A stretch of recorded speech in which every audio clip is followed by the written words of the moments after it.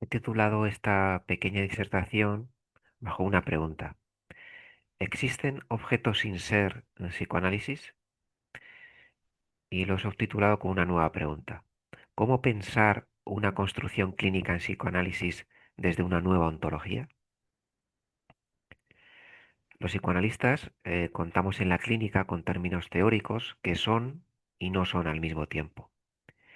Con ello queremos mantener una posición heraclítea frente a una posición parmenídea.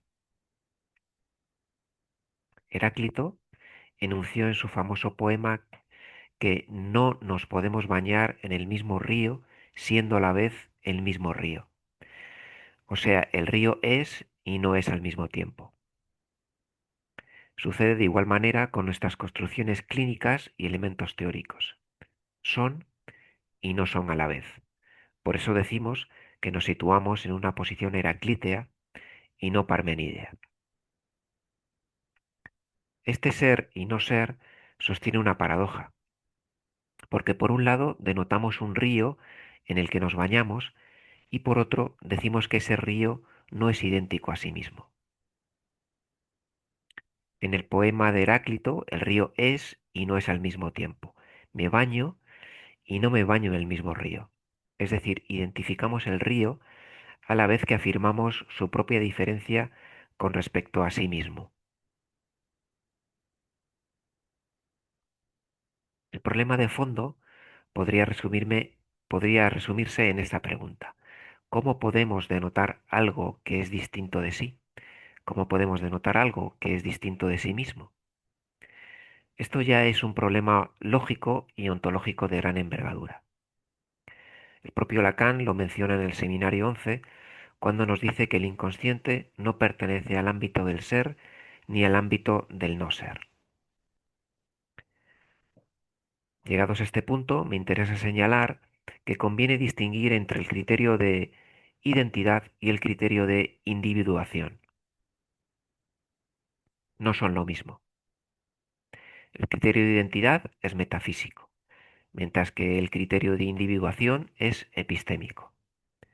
El criterio metafísico de identidad se refiere a entidades que tienen una existencia propia y diferencial con el resto de cosas.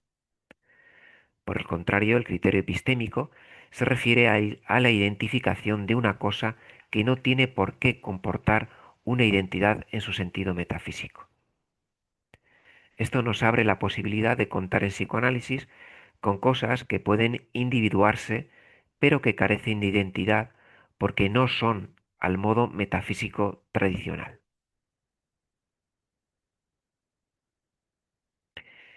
En la propia teoría cuántica no hay objetos individuales. El objeto cuántico carece de la identidad del objeto de la física clásica.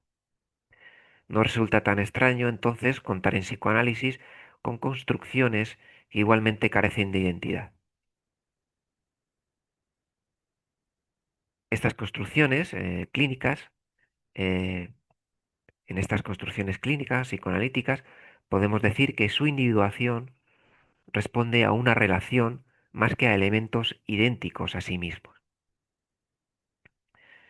Entonces, al igual que en el ejemplo del río a que se refiere Heráclito, en su célebre poema, las cosas que creamos en la clínica psicoanalítica son y no son al mismo tiempo. Al menos eso decimos.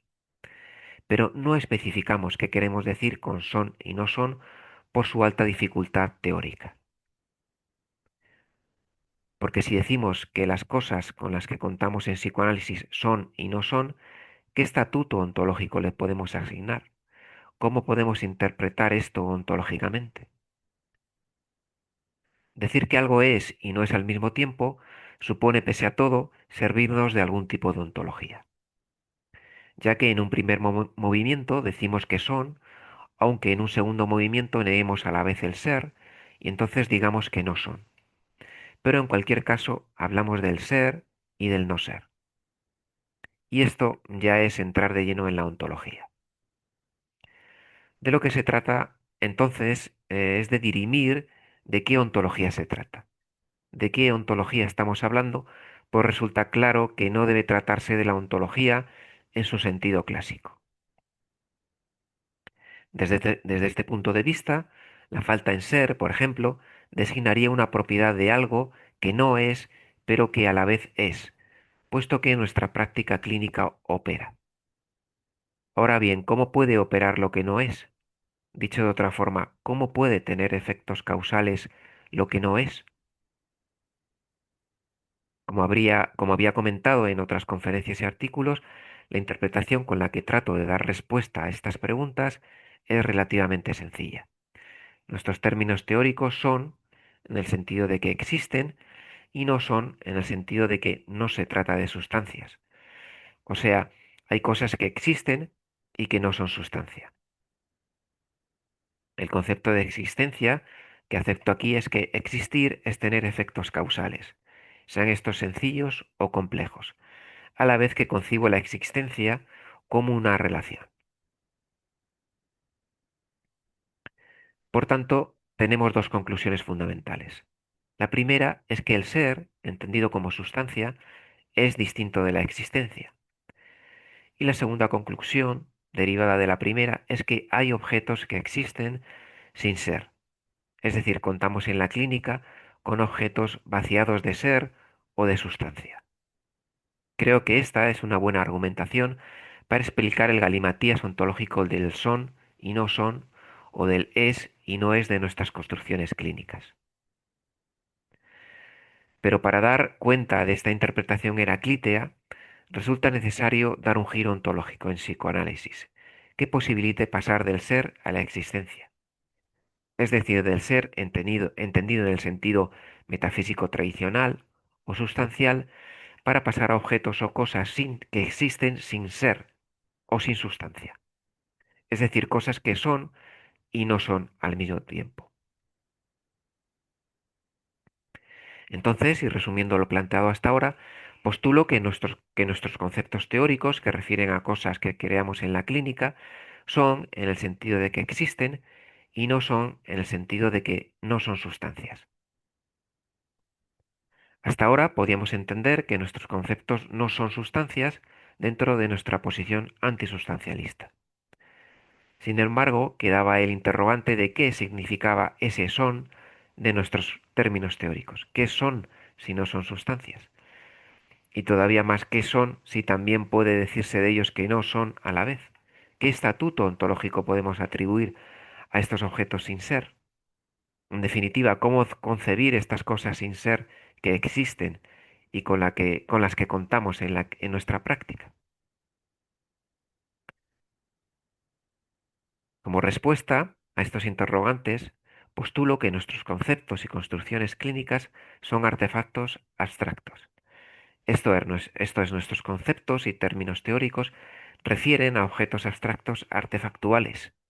Se trata de cosas sin ser o sin sustancia, pero que existen. Como vemos, se trata de una ontología que nada tiene que ver con la ontología ni con la metafísica tal y como se entienden tradicionalmente. Hasta ahora, las respuestas respecto a la cuestión ontológica en psicoanálisis se han realizado en torno a la ontología y la metafísica continental. En mi opinión, la llamada filosofía continental constituye un callejón sin salida para estas cuestiones. Pero podemos servirnos de nuevas herramientas ontológicas para poder salir de este atolladero. Este nuevo instrumental ontológico nos lo facilita la ontología analítica. La filósofa norteamericana Amy Thomason, a lo largo de sus trabajos, en especial a través de su libro Fictions a Metaphysic, define a los personajes de ficción como Gandalf o Sherlock Holmes como artefactos abstractos. Por su parte, los trabajos de Xavier de Donato y José Luis Falguera se sirven de la propuesta artefactual de Thomason. Para ellos, los términos teóricos en ciencia, así como los modelos e incluso teorías, son también artefactos abstractos. En general, se sirven de las propuestas neocarnapianas y deflacionistas o deflacionarias para dar cuenta de los términos teóricos en ciencia. Apoyándome en estos trabajos, creo que es una posición de peso argumentar que nuestros objetos creados en la clínica pueden entenderse también como artefactos abstractos. Se trata de objetos donde el ser ha sido erradicado. El ser, en estas construcciones abstractas, ha transmutado en un agujero. Se trata, en definitiva, de cosas que no son, pero que existen y tienen efectos causales en la clínica.